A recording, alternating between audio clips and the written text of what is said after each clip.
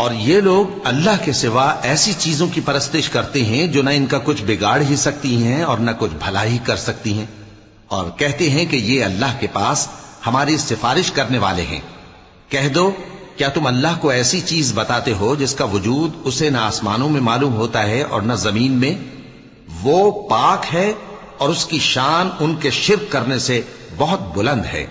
اور سب لوگ پہلے ایک ہی امت یعنی ایک ہی ملت پر تھے، پھر جدا جدا ہو گئے۔ اور اگر ایک بات جو تمہارے پروردگار کی طرف سے پہلے ہی طے نہ ہو چکی ہوتی تو جن باتوں میں وہ اختلاف کرتے ہیں ان میں فیصلہ کر دیا جاتا۔ اور کہتے ہیں کہ اس پر اس کے پروردگار کی طرف سے کوئی نشانی کیوں نازل نہیں ہوئی؟